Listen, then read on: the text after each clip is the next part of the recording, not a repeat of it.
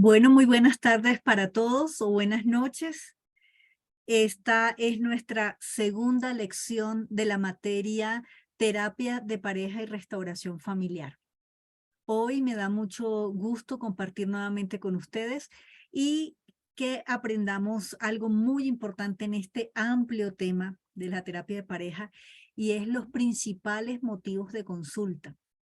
Hoy vamos a mirar esto. Hay muchísimos, naturalmente, cuando uno está ya en el ejercicio de este tipo de intervención, se da cuenta que para cada pareja puede ser un motivo diferente, puede ser una razón diferente, tal vez no tan relevante para una pareja como para la otra, ¿no? Según sea cada caso. Entonces, vamos a tratar de abordar los principales motivos y algunas alternativas de solución para ese tratamiento. ¿Listo? Es lo que hoy vamos a hacer. Y al final, pues les compartiré un material de apoyo para que puedan ustedes seguir leyendo y investigando al respecto. Así que bueno, permítanme entonces compartir pantalla con ustedes y vamos a ver entonces la presentación del día de hoy. Bueno, muy bien, aquí ya tenemos la presentación en pantalla. Entonces, como les decía, hoy vamos a abordar los principales motivos de consulta en la terapia de pareja, ¿cierto? Y cómo solucionarlos, cómo dar una ruta o un plan de intervención alternativo para cada uno de estos casos. ¿Listo? Bueno, vamos a entrar en materia y vamos a repasar un poco lo que vimos cuando dimos la materia de introducción a la psicología. En esa materia, si ustedes recuerdan, tratamos este tema, los pasos en la intervención psicológica. Hoy quiero recordarlos un poco porque exactamente como lo hacemos de manera individual o en la terapia individual, así lo hacemos también en la terapia de pareja. Por eso es importante que tengamos muy frescos estos conocimientos. Los pasos en la intervención psicológica, también para terapia de pareja podemos repasar la lección que vimos en 9 destrezas para la resolución de conflictos, ¿recuerdan? También nos sirve y nos va a servir muchísimo en esta lección. Entonces, rápidamente, para hacerlo a manera de introducción. Cuando estamos haciendo intervención psicológica con una pareja, son exactamente los mismos pasos, es decir, hacemos una evaluación inicial. Lo recomendable, cuando ya estemos viendo la estructura de la terapia como tal, lo vamos a ampliar, pero aquí básicamente es la evaluación inicial con él, la evaluación inicial con ella y la evaluación inicial en pareja, ¿sí? O sea, la parejita y nosotros como terapeutas. Recordemos que en esta evaluación inicial es importante conocer a nuestros consultantes. Para eso tenemos una herramienta muy clave y es la historia clínica. También dentro del material que les voy a enviar al final, voy a enviarles una propuesta para historia clínica con parejas. Varía un poco de la que ya hemos manejado o incluso pueden ustedes elaborar un formato combinando estos dos elementos, pero tiene algunos componentes que la hacen diferente. Luego establecemos una hipótesis de cuáles pudieran ser las causas del problema de esa pareja. Insisto, ya usted escuchando la versión de él, la versión de ella, se puede elaborar una mejor hipótesis y escuchándolos a los dos, esa interacción, ese malestar, esa molestia, ustedes los van a poder ver ahí en vivo y en directo cómo reaccionan. Incluso su lenguaje corporal. Siempre les he dicho, muchachos, escuchen lo que la persona no dice. Y eso sucede a través del lenguaje corporal, cómo es su incomodidad, cómo es su expresión, si de pronto empieza a sudar, si empieza a faltar el aire, de pronto si se irritan notablemente. Todo eso nos ayuda dentro del establecimiento de la hipótesis. Luego decíamos que teníamos que hacer un consenso, es decir, es como una especie de resumen de acuerdo a lo que el paciente me está diciendo. Ok, entonces tú me estás diciendo que tu esposo hace estas y estas cosas y estas son las que te molestan. Sí, sí, así es. Ah, ok. Señor esposo, su esposa, esto. Sí, sí, así es. Para que todas las partes, tanto ellos como consultantes, como nosotros como terapeutas, tengamos claridad de que esos son los verdaderos motivos de consulta y que podamos dimensionar el panorama del problema, ¿cierto? Luego, ya después de hacer consenso, decíamos que establecíamos una ruta eh, o un plan de intervención para cada caso, hacíamos un seguimiento, ¿verdad? En terapia de pareja, ¿qué es lo recomendable? Creo que ya también lo habíamos comentado. En una semana se tiene cita con él, se tiene cita con ella y a la semana siguiente tenemos la cita los tres. Y así sucesivamente, lo que quiere decir que ese seguimiento prácticamente es semanal con esa pareja. Y eso es importante desde el principio, ¿no? Que haya claridad, que ellos sepan que es un proceso, que van a invertir de su tiempo y sus recursos para poder salvar su matrimonio. Y finalmente, después de ese plan de intervención como tal, se hace el seguimiento, como ya les decía, y al final ya, pues, según lo que nosotros hayamos determinado y si se han cumplido los objetivos de la terapia, pues se puede dar de alta a la pareja o se sigue un seguimiento tal vez con menos frecuencia, tal vez ya nos encontramos cada 15 días los tres, o bueno, según cada caso. ¿Listo? Entonces quería que repasáramos esto muy rápidamente para que lo tuviéramos en cuenta de cómo lo vamos a trabajar. Bueno, ahora veamos los principales motivos de consulta. Son muchos. Yo quiero que en este momento ustedes vayan colocando en el chat del WhatsApp cuáles son esos motivos de consulta que han llegado a ustedes, ya sea en consejería pastoral, consejería cristiana o para los que trabajan ya directamente con terapia de pareja. O sea, ¿cuáles han sido esos motivos de consulta que a ustedes se les han presentado o si no han trabajado con parejas, las cosas que ustedes escuchan de sus amigos, de sus familiares? ¿Cuál es la queja de la pareja? ¿Cuál es la queja de él? ¿Cuál es la queja de ella? ¿Mm? Entonces vamos colocándolo ahí mientras tratamos de llegar a un consenso en esto precisamente. Yo aquí tomé nota de algunos, ¿no? Las parejas van a terapia y son por motivos diferentes. Algunos son más demandados por parte de la mujer y otros por parte del hombre. Por ejemplo, las demostraciones de afecto. Es que ya no es tan cariñoso, es que ya no es tan romántico, es que ya no es tan detallista como cuando éramos novios. Ese es un motivo de consulta recurrente en las mujeres, por ejemplo.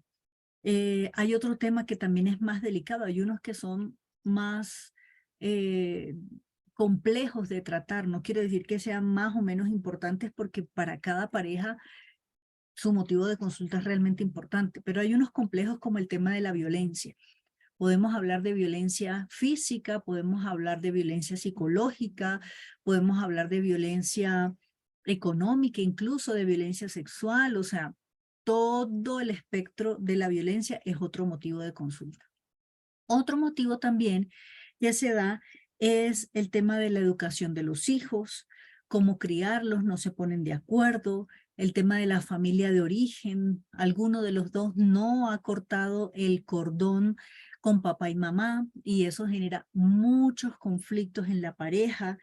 También los temas de la recreación, el esparcimiento y el tiempo juntos en familia que no se comparte, los convencionalismos también, todo lo que tiene que ver con los deberes, con los derechos de cada uno, el día a día, los oficios. Mire, hay discusiones tan triviales realmente, pero parecen mentira, pero es así. O sea, es que él no saca la basura, soy yo la que tiene que sacar la basura siempre. Uno dice, bueno, es un convencionalismo, es algo del día a día, pero afecta. O sea, si no se gestiona, afecta la relación. Otra cosa, el tema de la monotonía, ¿no? no hay un viaje, no hay una salida, no hay una actividad diferente, no hay algo donde salgan un poco de esa rutina, ¿sí? Y eso tiene que ver también un poquito tal vez con las demostraciones de afecto, ahí se van como relacionando las dos. El tema de la sexualidad también es un motivo de consulta. Ya no hay satisfacción, ya no se siente lo mismo, entran en la monotonía también en esa área. Otro motivo de consulta. Otro, las finanzas familiares también. Totalmente, esto es crítico porque es muy fácil que una pareja se ame cuando tienen estabilidad económica y que todo vaya bien y todo en marcha, pero cuando empiezan las crisis que toda familia y toda pareja creo que ha pasado por eso, yo creo que no hay una que se salve, aquí se empiezan a trastocar muchas cosas, ¿no? Y entonces se empiezan a presentar problemas en la pareja. El tema de las amistades de él es que sus amigotes, dicen las señoras, comparte más con sus amigotes que con nosotros, con sus hijos, conmigo. La filosofía de vida también es un motivo de consulta. Y esto que tiene que ver con las creencias, tiene que ver con los valores, es una de las cosas en las que se falla. ¿Recuerdan cuando en la clase anterior hablaba de la preparación matrimonial? No se conoce a la pareja en esto. Bueno, ¿cuál es la filosofía de vida de mi esposa, de mi esposo? De pronto a mí me encanta ser vegana y mi esposo ama un churrasco, o sea, entonces hay situaciones complejas en ese sentido y esos dolores de cabeza y esos motivos de consulta se pueden aliviar en la preparación, se pueden evitar, eso puede ser medicina preventiva en la preparación matrimonial. Entonces, fíjense y volvemos al mismo punto, ¿no? Que planteábamos la clase anterior. Si no hay una buena preparación, si no hay conocimiento, terminamos en terapia de pareja, ¿sí? Porque al cabo del tiempo, oh sorpresa, la comunicación, la infidelidad, es decir, más todos estos motivos que ustedes en este momento están colocando en el chat del WhatsApp. Entonces, imagínense, pueden ser muchos, tantos motivos como habitantes en el mundo, porque cada pareja es un mundo, porque cada pareja tiene una necesidad diferente. Entonces, ¿qué vamos a hacer en términos ya de lo académico? Como son muchos, en esta clase vamos a abordar 4, ¿sí? Vamos a abordar solo 4 motivos: la infidelidad, la violencia, la educación de los hijos o la crianza de los hijos y la familia de origen.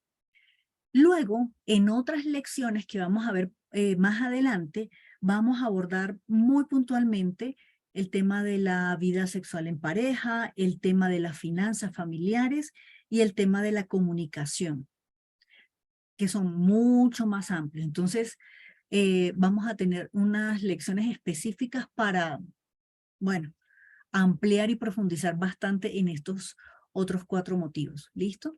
Entonces, hoy, en lo que compete a esta lección, vamos a ver esos 4. Ahora, antes de entrar puntualmente a ver cada uno de estos motivos y cómo podemos abordarlos, quiero que analicemos esto. Y es que estos 3 conceptos nosotros los tenemos que tener muy, muy claros, perdón, al momento de trabajar con las parejas. Y es saber qué sufre la pareja, ¿cierto? Saber qué sufre, o sea, saber qué sufre y saber por qué lo sufre. Y aquí quiero detenerme un poquito porque cada uno tiene un punto de vista diferente.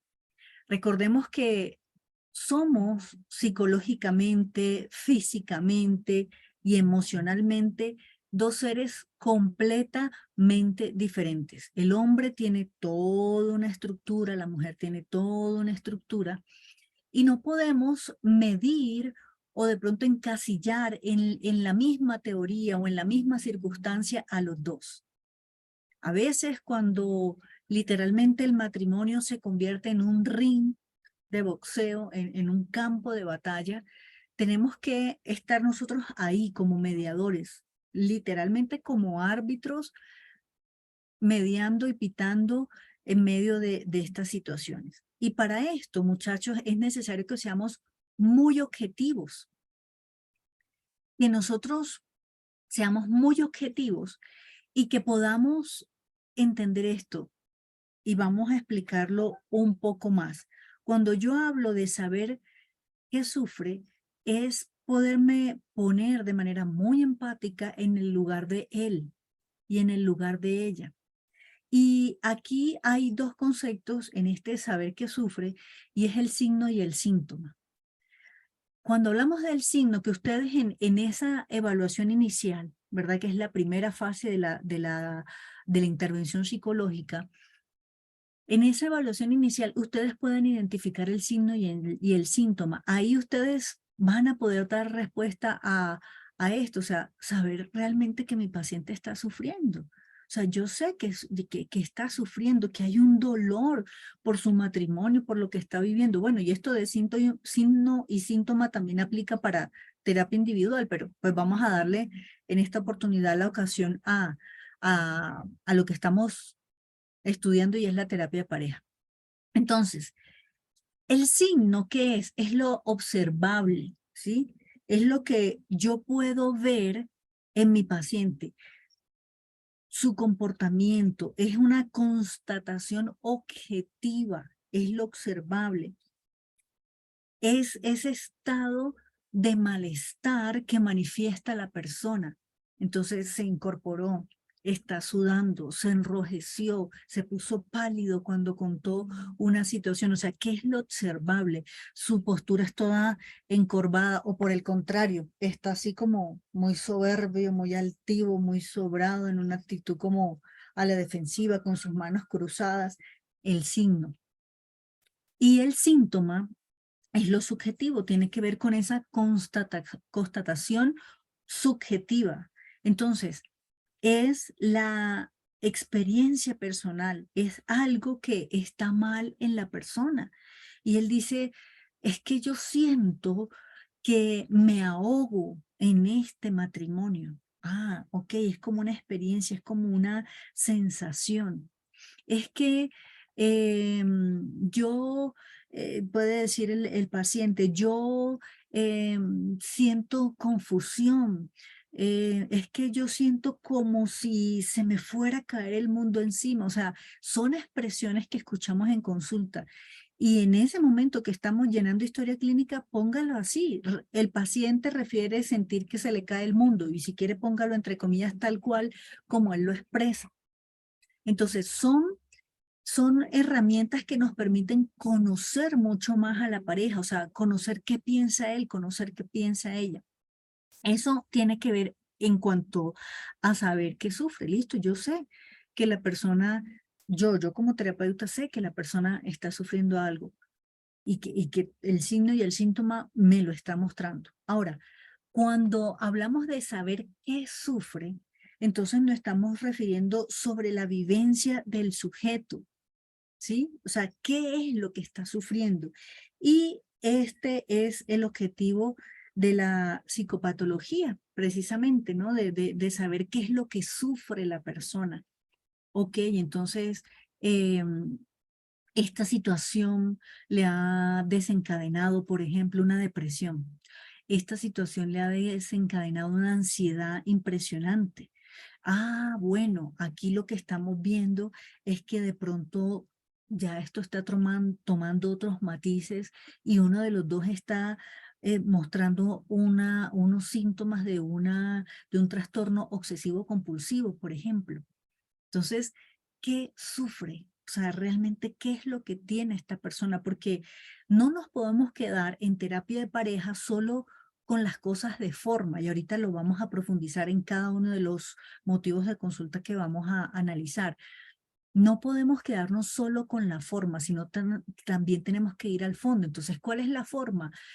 No, es que no me mira, es que llega tarde, es que deja los platos sucios. Eso es la forma, eso es manejable.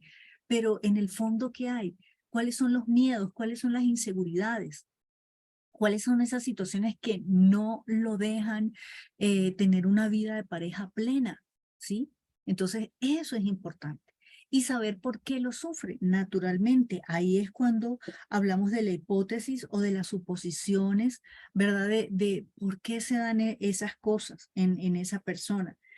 Entonces empezamos a, como ya les decía, por eso repasamos al principio de esto, ok, desde el método científico podemos levantar muchas hipótesis de un caso observable, pero en la medida que vamos pasando esa situación en todos los pasos del método científico, eso fue de las primeras lecciones que vimos, por cierto, en Introducción a la Psicología, podemos ver que tenemos que hacer pruebas para confirmar esa hipótesis o esa prueba me confirma la hipótesis o esa prueba me ayuda a descartar la hipótesis. Entonces, saber lo que sufre mi paciente. Entonces, fíjense que no es algo tan sencillo como simplemente escuchar las quejas del esposo, las quejas de la esposa y decirles, bueno, tranquilo, todo va a salir bien. O sea, estamos haciéndolo de la manera más profesional posible, con la mayor cantidad de herramientas posibles para que podamos llegar al origen del problema. Entonces, quería hacer como este pequeño paréntesis de estos conceptos: síntomas, signo, saber qué sufre, saber qué es lo que sufre, saber por qué lo sufre, para que en ese orden de ideas y conociendo un poco la psicología del hombre y la psicología de la mujer, podamos entender mejor a la pareja que está en nuestro consultorio. Bueno, muy bien, ahora vamos a entrar en materia. ¿Listo? Vamos a entrar en materia, específicamente ya hablando de la infidelidad, que es uno de los principales motivos de consulta. Y además de todo, es un motivo muy polémico. ¿Por qué? Porque siempre está la pregunta en el tapete. ¿Alba, se debe perdonar una infidelidad? Unos dicen que sí, unos dicen que no. Díganme ustedes qué piensan. Por favor, díganme ahí en el grupo del WhatsApp en este momento. ¿Se debe perdonar una infidelidad? ¿Se puede perdonar una infidelidad? Son dos preguntas diferentes. O sea, ¿puedo perdonar una infidelidad? ¿Debo perdonar una infidelidad? ¿Qué piensan ustedes? ¿Sí o no? Bueno, por eso digo que es un poco polémico y realmente esto está en la decisión de la pareja. Yo conozco los dos casos, cuando la pareja se dispone, cuando los dos entran en una ruta de sanidad y cuando los dos se perdonan y restauran su matrimonio. Y hoy día aún están casados con sus hijos y todo, y son unas parejas bien, que han madurado, que ha sido una prueba de fuego impresionante, pero que sí han perdonado y han superado la infidelidad. Y conozco otros casos que fue algo que marcó a la pareja y hasta ahí fue. Y aunque la persona haya dicho, listo, yo te perdono porque yo necesito perdonar, no vuelvo contigo. Así, al mejor estilo del vallenato de Diomedes, yo puedo perdonarte si es que estás arrepentida, pero volver contigo no lo puedo hacer ni en sueño. Bueno, así, así tal cual. Las dos están bien, las dos son válidas, porque si una persona, una de las partes, no siente que es capaz de volver con esta persona, si esa infidelidad fue muy marcada, muy grave pues para su vida, eh, listo, decide perdonarlo, perdonarse, pero ya, hasta ahí llegó el matrimonio. Entonces, ¿de qué depende todo esto? Entonces, vamos a ver algunas preguntas que nos van a ayudar a nosotros como terapeutas a entender qué es lo que está pasando. Y cuando digo la gravedad de la infidelidad, cualquier infidelidad es grave. Así usted piense, o bueno, no digo usted, pero quiero decir nuestros consultantes. Así la persona solamente piense en el otro, se escriban, pero en ese escribir hay como algo, como cierto coqueteo, cierta cosa. Si ya no más mira a la persona y si ya se involucra con esa persona a salir, a compartir, a tener sexo con esa persona, todo, o sea, entonces, infidelidad es infidelidad, no hay unas más graves que otras. A lo que me refiero cuando digo gravedad, me refiero a todo lo que pasa en torno a esto. Y ahí van las preguntas. Y es mirar de quién es la infidelidad, si es del hombre naturalmente, si es de la mujer naturalmente, porque cada uno, como lo acabamos de ver, tiene razones y motivos diferentes. Le duele de una manera, sufre de una manera y por de alguna forma lo hace. Ahora, desde qué hace más grave o no una infidelidad, desde hace cuánto tiempo la pareja está siendo infiel.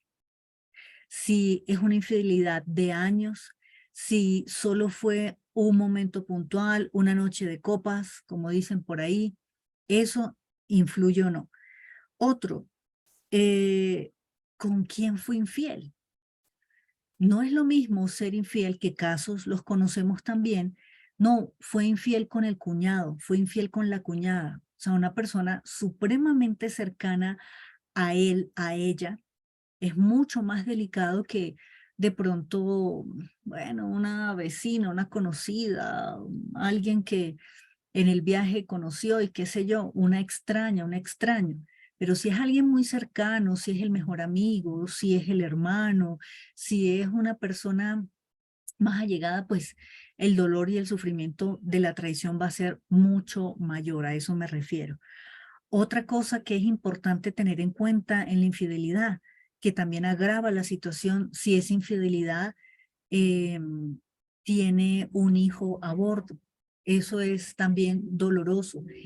Hemos visto en consulta casos de infidelidad de muchísimos años, donde hoy día los hermanos tienen 20 años y el hijo de esa infidelidad tiene casi la misma edad que su hermano. Por meses se llevan una pequeña diferencia, lo que quiere decir que embarazó a las dos mujeres en el mismo tiempo. Entonces, son cosas que agravan, insisto, este tema de la infidelidad. Otro tema, otras preguntas que son un poco incómodas, pero que es necesario hacerlas para poder entender todo el contexto de este motivo de consulta, es si solo fue, bueno, ya les comenté, ¿no? Si solo fue una vez o ha sido recurrente esta infidelidad. Si ha sido con una persona o con varias personas, con diferentes personas, o sea, todo eso nos da un contexto de él y de ella, una idea, podemos empezar a levantar hipótesis y poder mirar la magnitud del problema. ¿Listo?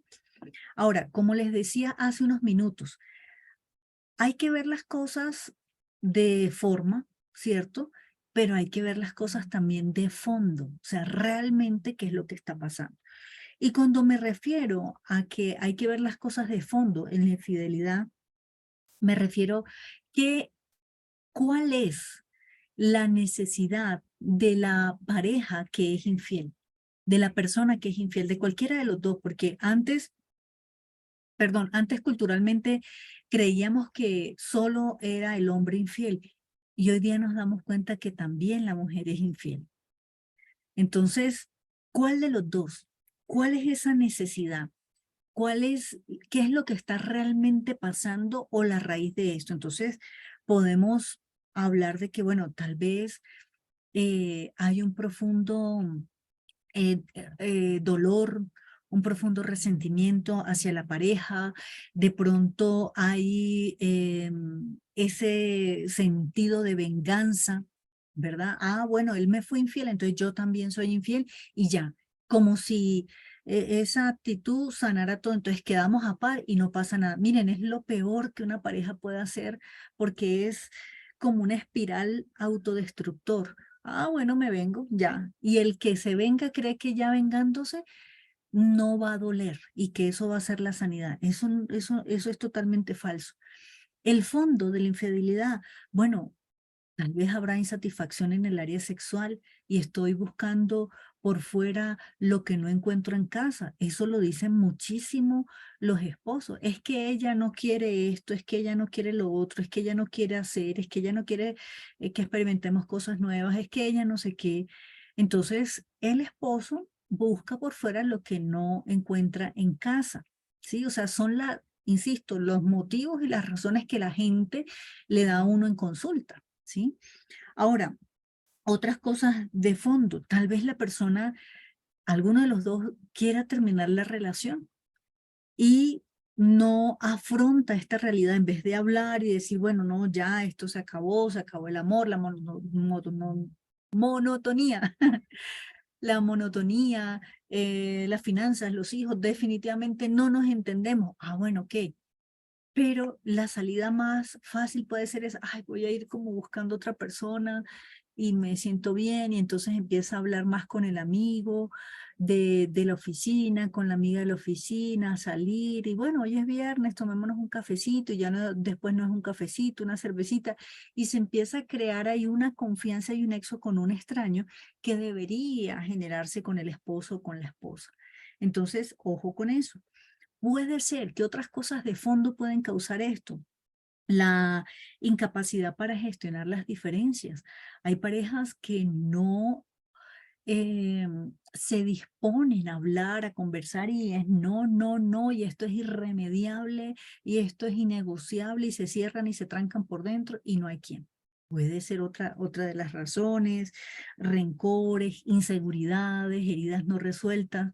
En alguna ocasión leí acerca de por qué de pronto un hombre era infiel, ¿no? Y daban ahí varias hipótesis en el artículo y una de las que me pareció como más lógica tenía que ver con la seguridad de él como varón. Y necesitaba demostrarse a sí mismo que era muy hombre y que esa hombría por cultura se demuestra teniendo muchas mujeres. Entonces yo sí puedo estar con una, con otra y satisfacerlas a todas y sabemos que lo que había ahí realmente era una profunda inseguridad incluso de su masculinidad. Entonces eso, muchachos, en cuanto a la infidelidad. Ahora,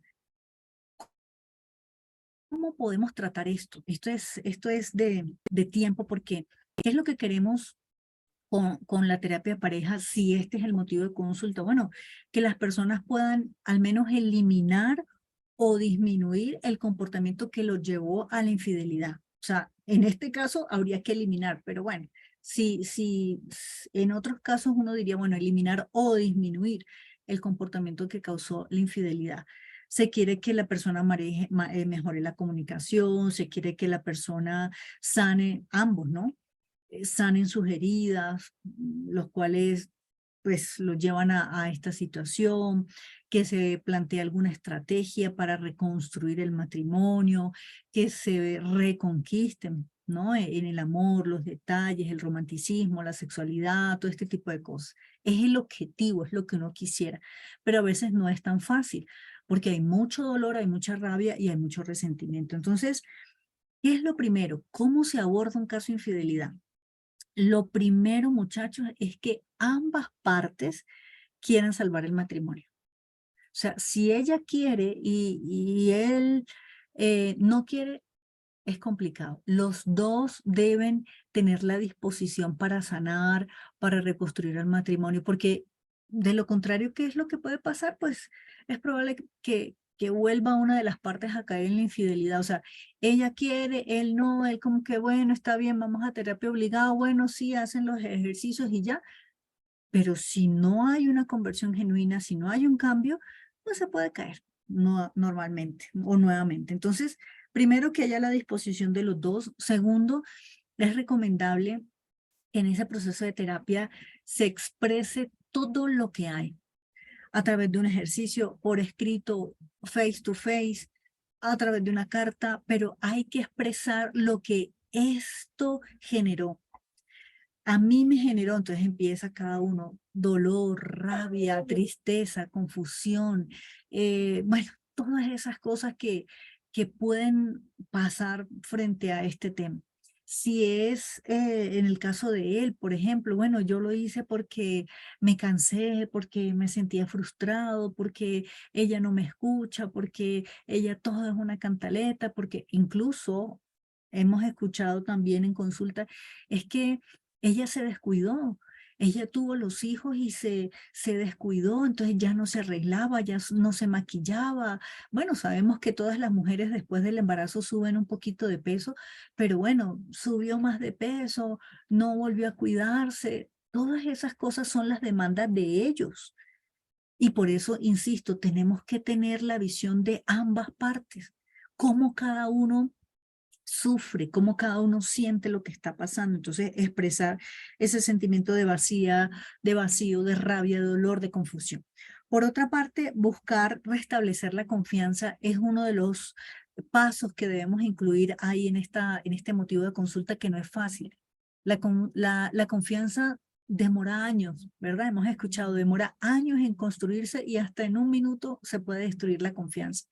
Entonces, este es otro elemento que deben tener ustedes en cuenta para esto, evaluar el daño causado con estas preguntas que hacíamos al principio. Bueno, ¿cuánto tiempo fue la infidelidad? No, es que fueron 20 años, es que además tiene un hijo, no, es que fue con mi mejor amigo. O sea, todos esos son ingredientes que agudizan el tema de la infidelidad, que ya de por sí es delicado. Entonces, ¿qué daños causó eso? No, es que cuando él me fue infiel, se fue de la casa, yo me quedé con los hijos, me quedé sin trabajo. O sea, todos esos daños colaterales que tiene una infidelidad, que vienen ahí en el paquete.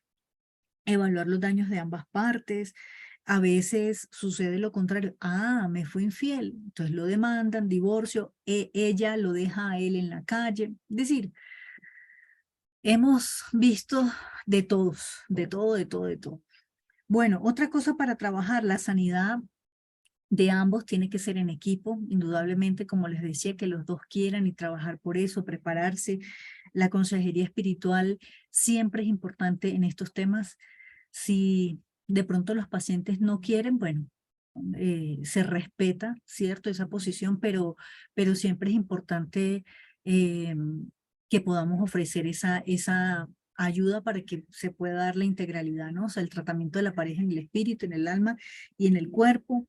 Y una última recomendación es poder, cuando ya todas estas situaciones hayan sido sanadas, empezar a trabajar en un proyecto juntos, en un proyecto de vida juntos, en planes juntos, en sueños. Bueno, vamos a comprar la casa, vamos a viajar, vamos a remodelarla, bueno, vamos a montar un negocio los dos, o sea, algún proyecto y hablar de esas cosas que se sueñan y que se anhelan juntos. Entonces, esto, muchachos, en cuanto a lo que tiene que ver de infidelidad.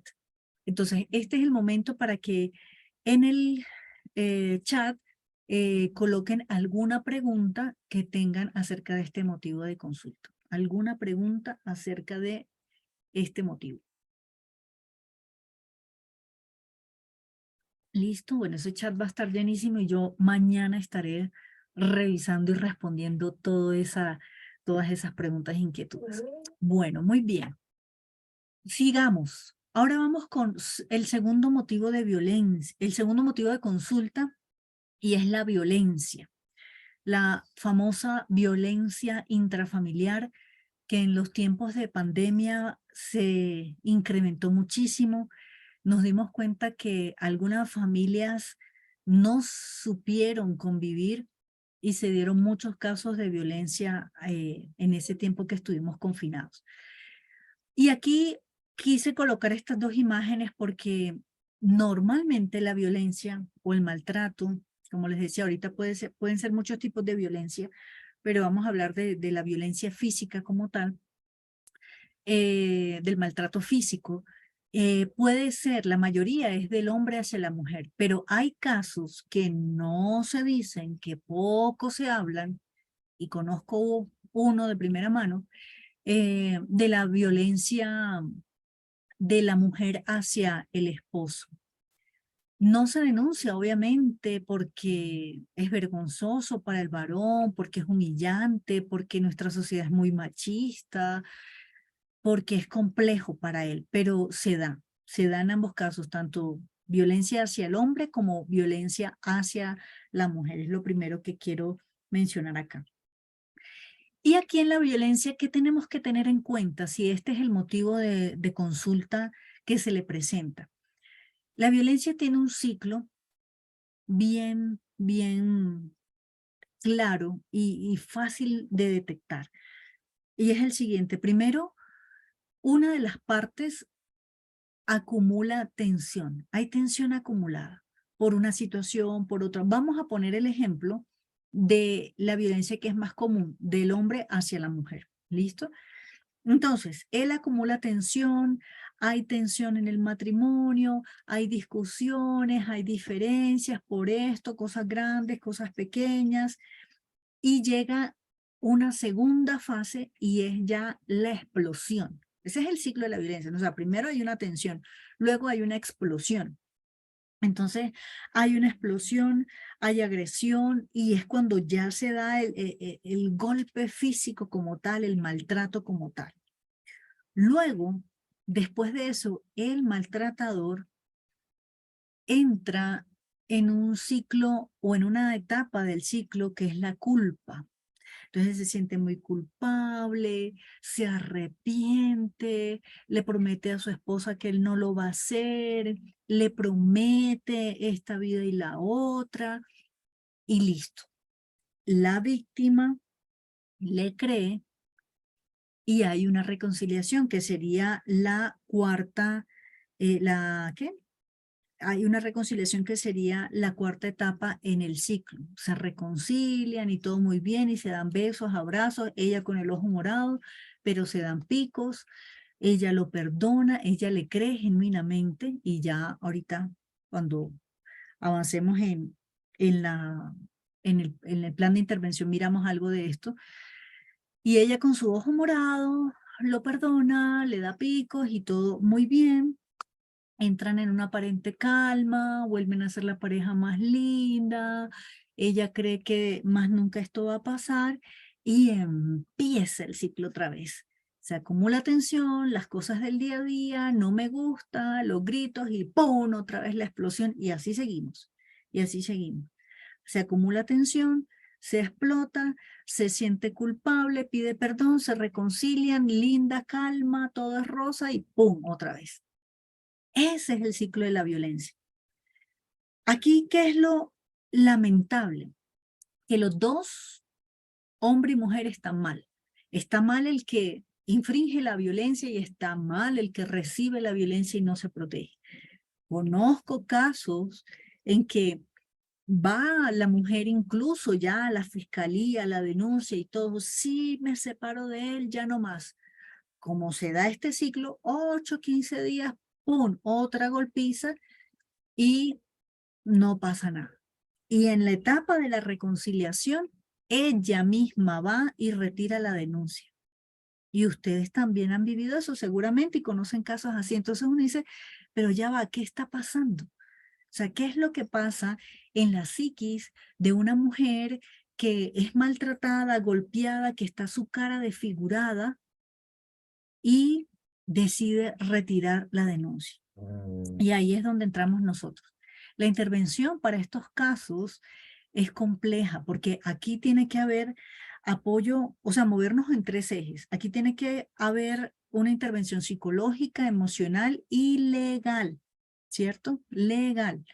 Entonces, hay que tratar a cada uno, bueno, normalmente el maltratador no quiere estar en terapia, pero en lo posible, si se pudiera, cuando están en esa etapa de reconciliación, ay, amor, hablemos, no sé qué, bueno, pero si no, a través de él o a través de ella, conocer al agresor. Entonces, lo mismo, ¿desde cuándo es el maltrato? ¿Cuáles son los aparentes motivos de maltrato? Yo escuché una vez al padre de una consultante que decía, es que la mujer se gana los golpes. Yo decía, ¿en serio? O sea, yo como que escuché mal. No, es que hay mujeres que se la ganan, o sea, y él convencido. Si la mujer se porta bien, no hay que pegarle, pero es que hay unas que se ganan los golpes. Y yo, ¡oh! No lo puedo creer.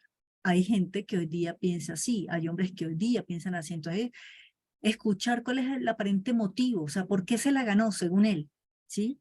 Para poder conocer la psiquis de él, el motivo, la información pues que cada uno da de la situación. Y aquí, muchachos, y esto lo vamos a ampliar en la próxima clase, hay indudablemente cuando se presentan este tipo de situaciones, hay algo, tanto en él como en ella, y es el apego desorganizado. Esta teoría de los apegos yo creo que se las mencioné, no sé si alguno ya ha profundizado hoy día, desde entonces, desde que hablamos en ese momento, pero bueno, rápidamente les resumo acá. Los modelos de apego son dos, apego seguro o apego inseguro, pero a su vez el apego inseguro se divide en apego ansioso ambivalente, apego evitativo y apego desorganizado. Cuando vemos estos casos de violencia es un indicador, sin duda alguna, de que esta persona creció con un apego desorganizado. ¿Qué quiere decir? Creció en un ambiente de violencia, de gritos, de maltratos, de golpes, de malas palabras, de altibajos. O sea, una criatura, un niño que crece en ese tipo de apego, por supuesto que no crece normal. Cuando es grande, lo que hace es replicar eso que vio. Entonces, si es el varoncito, papá le pega a mamá, eso se instaura en el inconsciente como normal y lo repite. Las mujeres hay que pegarles. Ese señor que me dijo, es que las mujeres se la ganan, eso lo escuchó de su papá. Él vio a su papá golpear a su mamá, no hay duda alguna. Y él cree que eso es normal, que es absolutamente normal, que si la mujer se gana el golpe hay que dárselo. ¿Mm?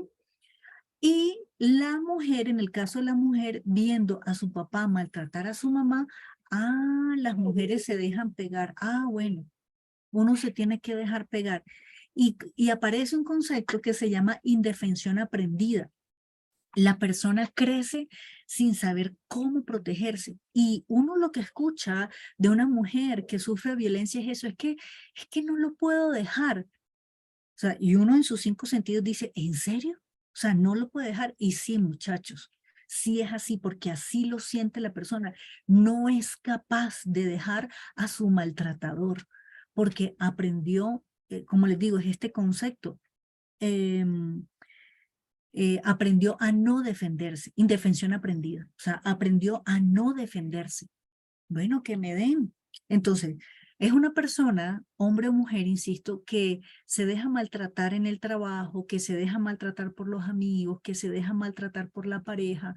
Y maltrato es maltrato, o sea, desprecios, humillaciones, golpes, no hay límites. Entonces, este motivo de consulta, wow, muchachos, es complejo. ¿Sí se puede sanar? Sí. Hay mujeres, como les digo, estamos dando este ejemplo en el caso de que son los más conocidos, la mujer maltratada, sí. Hay mujeres que han superado esto, que han seguido pues las rutas de intervención, como les digo, psicológicas, emocionales, legales, y lo han superado. Hoy día, en nuestro país, ya hablando específicamente de Colombia, bueno, de pronto eh, eh, fuera de Colombia hay otro tipo de rutas, probablemente, claro que sí, no me cabe duda.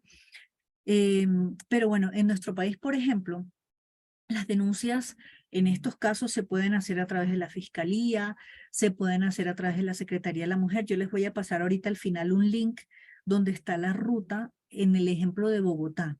Sí, o sea, yo estoy en Bogotá, entonces, bueno, les mando el ejemplo de Bogotá, o sea, como la Secretaría de la Mujer y la línea púrpura y el paso a paso, o sea, cómo hacerlo para que ustedes puedan tener como una idea, pero en cada una de sus ciudades consúltenlo.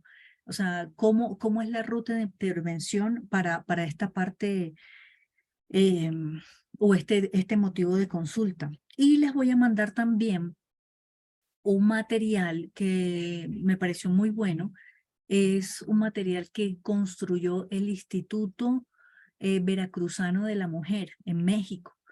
Y este instituto pues también da el paso a paso específicamente la violencia. Bueno, en caso de violencia económica, ¿qué hacer? En caso de violencia sexual, ¿qué hacer? En caso de violencia psicológica, y así cada uno de los pasos. Es muy sencillo, es un tratado, es un PDF, se los envío al final también para que puedan tener una idea. ¿Qué es lo importante? Que esto de la violencia no solo es hablar con la persona y escuchar a él o a ella, sino que tiene que ser una serie de acciones articuladas para que realmente la pareja pueda salir de esta situación. Si él o ella no quieren cambiar, o sea, el agresor, listo, sacamos a la persona que está en el entorno de violencia y tratamos con ella, lo metemos en alguno de estas planes de intervención que el Estado nos brinda para abordar toda esta parte legal y nosotros nos encargamos de la parte psicológica y emocional. ¿Qué hay que tratar aquí en lo psicológico y emocional? Sanidad del apego desorganizado, trabajar autoestima, trabajar proyecto de vida. Hay muchas cosas que hay que tener ahí en cuenta, ¿listo? Entonces, bueno, avancemos porque hay otros motivos también que revisar, pero digamos básicamente eso en cuanto a la violencia. Bueno, muy bien. ¿Cómo vamos, muchachos? ¿Cómo vamos? ¿Cómo vamos? Bueno, vamos al tercer motivo de consulta en la terapia de pareja. Van a nuestro consultorio porque no se ponen de acuerdo como padres en la crianza de los hijos. Recordemos que cuando se forma una familia, él viene con un modelo de crianza, ella viene con un modelo de crianza. Si no han tenido una adecuada preparación, vienen con muchos miedos, muchos conflictos, muchos temores, se juntan ese par, forman un hogar y al cabo del tiempo tienen unos hijos. Y casi que en la medida que van avanzando en su matrimonio, van aprendiendo a ser papás. Todavía no está el manual del 1, 2, 3 para padres, aunque hoy día con internet tenemos mucha información, pero, pero no es tan fácil. El tema de la paternidad no es fácil. Una cosa es el matrimonio sin hijos y otra cosa es el matrimonio con hijos.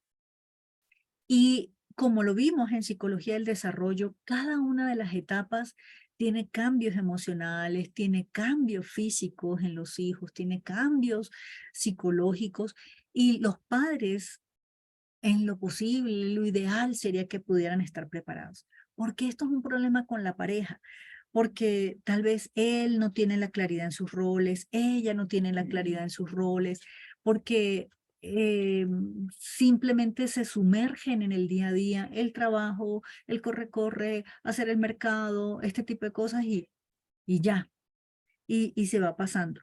Ahora, si solo es un hijo, si son dos, si son cuatro, todo eso influye. Entonces, ¿qué es lo importante en la terapia, en este motivo de consulta? Los padres son un equipo, o sea, ya de por sí son equipos porque son esposos, porque decidieron formar una familia y un matrimonio. Y si solo este es el motivo de consulta, pues es fácil de manejar, o sea, bueno, vamos a ponernos de acuerdo. Recomendaciones en el plan de intervención. Reforzar identidad del papá, identidad de la mamá, o roles, digámoslo mejor en esos términos, el rol de la mamá, el rol del papá, el rol de los dos como esposos, que son completamente diferentes. ¿Mm? Y el rol o lo que se espera de los hijos. Esto es clave, o sea, si cada uno en este juego sabe qué es lo que le corresponde hacer, pues va a ser muy fácil jugar, ¿cierto? Aquí hay que sincronizarse, los papás deben sincronizarse. La idea, y es lo que siempre pasa, y lo que uno escucha en consultorio también, es que él me desautoriza, es que ella me desautoriza. Y el peloteo, como yo le llamo popularmente, mamá, ¿me das un permiso? Dígale a su papá. Papá, ¿me das permiso? Dígale a su mamá. O sea, ¿qué piensa una criatura cuando está para allá y para acá y ninguno de los dos sabe si le da permiso o no? Bueno, ¿y aquí quién manda? Bueno, y aquí más o menos uno como a quien le dice, y termina ese hijo haciendo lo que quiere, porque si mi mamá no sabe y mi papá tampoco, pues yo sí sé lo que quiero, y va y se toma su permiso. Entonces, ojo con esas figuras tan inestables en el modelo de crianza.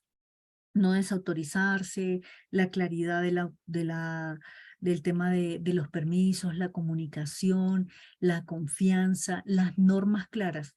En la crianza de los hijos, sean niños o sean adolescentes, es necesario establecer claros límites. Y el límite es establecer la norma y el límite, estas dos cosas, norma y límite. Entonces, un ejemplo, con adolescentes, la norma es no llegas a la casa después de 9 de la noche o después de 9:30, el horario que la pareja establezca. Ok, esa es la norma. El límite, bueno, llegaste a las 10, va una. Volviste a llegar a las 10, va dos. Listo, ese es el límite. Entonces estás castigado porque no cumpliste la norma. ¿Mm?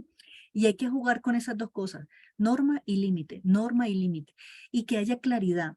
9:30 es 9:30, no 9:45, es 9:30. Tu reloj y mi reloj sincronizados. Ok, listo. Si la instrucción es Pedro lava la ropa y María lava los platos y así los dos hermanos colaboran con los oficios de la casa, listo. ¿Qué es lavar la ropa? La echas en la lavadora, esperas que esté, la cuelgues y cuando esté seca la distribuyes. Todo el ejercicio. Ok. No solo es echar ahí la ropa en la lavadora y fuera. O sea, claridad en la norma, en el requerimiento del papá. ¿Mm? Y lo mismo. Bueno, ¿qué es arreglar la cocina? Lavar los platos, secarlos y volverlos a guardar. Que ambas partes, padre e hijo, tengan la misma información. Eso en un ejemplo.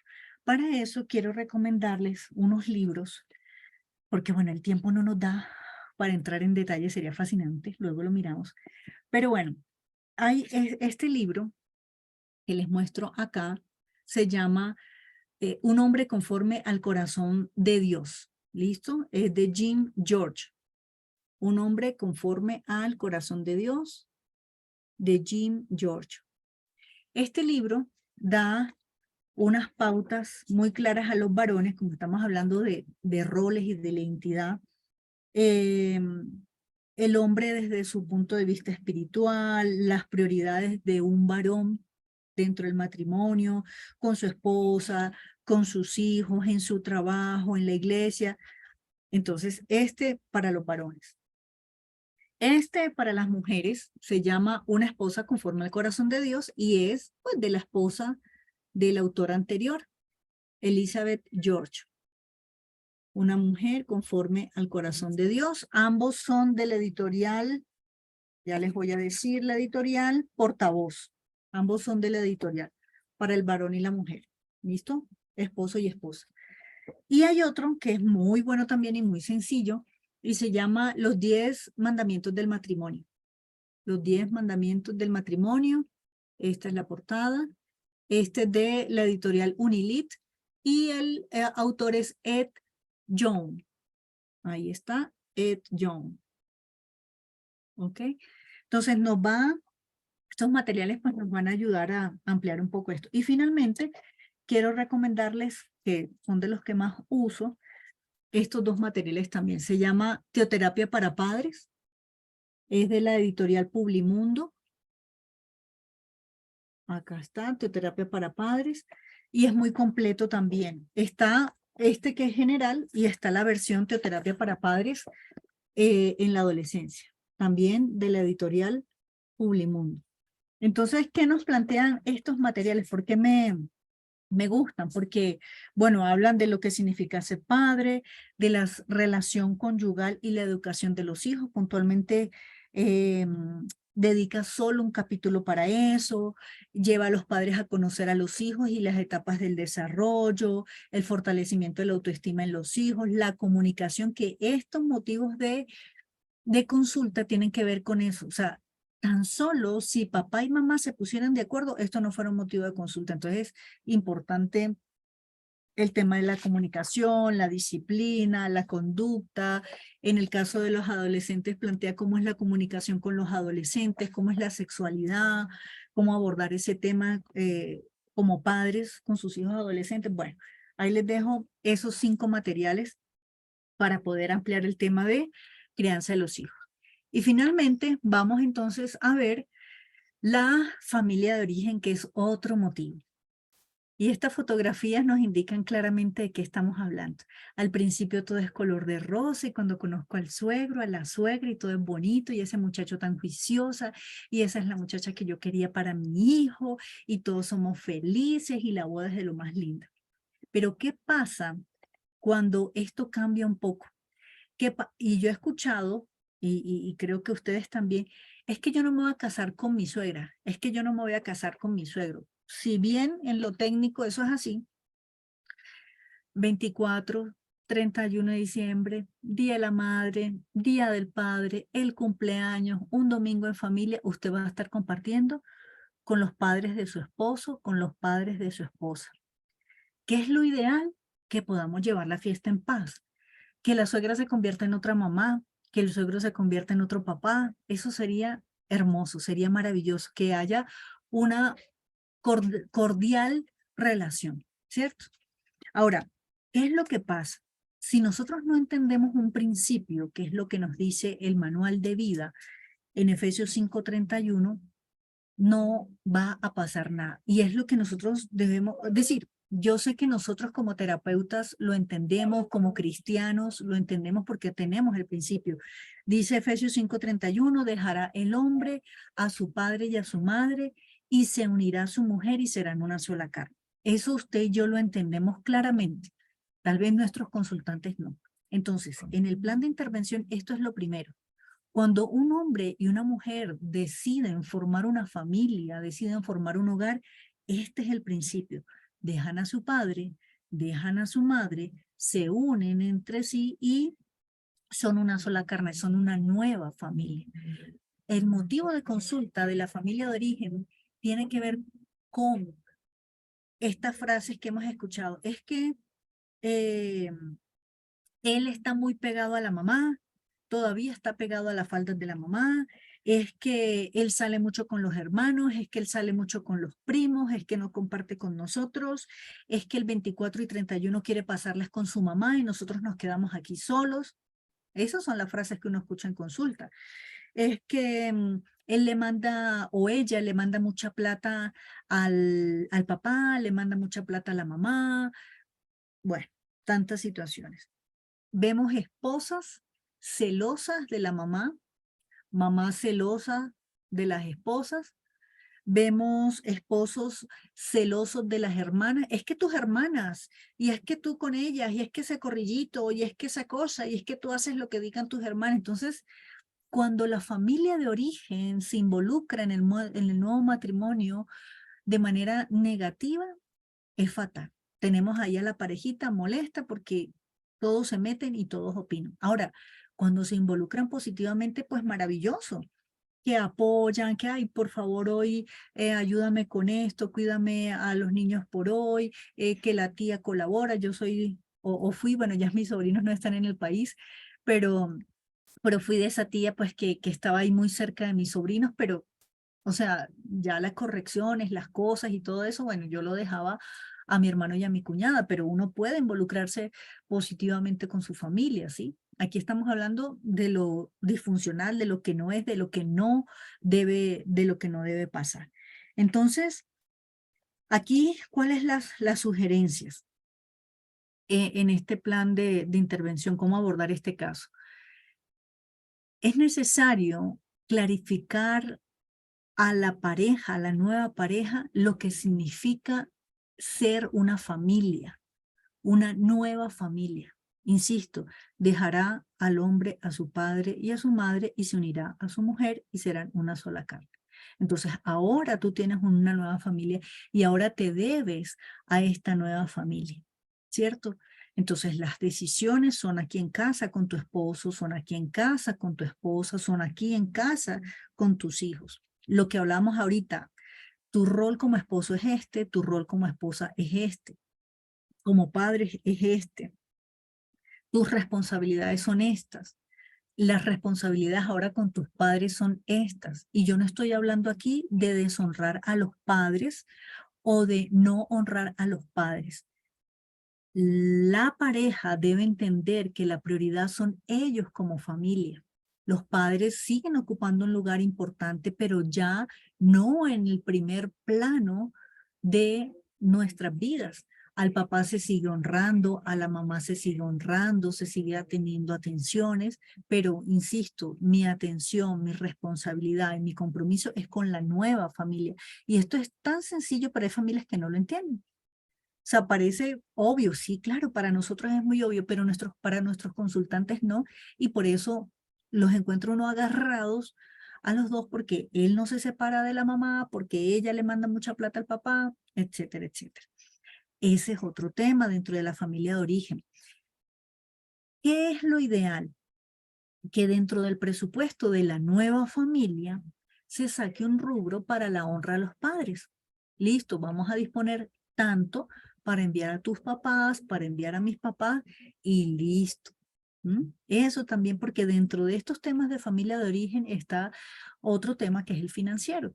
Entonces, para curarnos en salud y para cumplir con el principio de honrar a nuestros padres, entonces se hace eso. Y se hace decentemente, se hace con orden, todos estamos felices y listo. Las fechas son convencionalidades o convencionalismos. Bueno, el 24 la pasamos en casa de los suegros y el 31 la pasamos en mi casa con mis padres. Ok, perfecto. Y así, o sea, o como hicieron unos amigos míos este año, porque varios años venían haciéndolo así, así, y se dieron cuenta que ellos no habían tenido una Navidad en familia con sus hijos. Y decidieron el año pasado, no vamos a ninguna de las ciudades de origen, ¿sí? Ni a la ciudad de él, ni a la ciudad de ella. Vamos a pasar en nuestra ciudad, en nuestra casa, nosotros dos con nuestros dos hijos y punto. Entonces, son cosas que son manejables, son cosas que se pueden organizar. ¿Qué es la idea de esto? El equilibrio. El equilibrio, o sea, no dejar que los padres se involucren, o los suegros, en este caso me refiero, los suegros se involucren negativamente en la relación de la nueva familia, del nuevo hogar. ¿Listo? Con palabras, comentarios, chismes, alcahueterías con los hijos, bueno, todo ese tipo de cosas. ¿Listo? Bueno, muchachones, entonces eso es lo que quería compartirles en esta noche.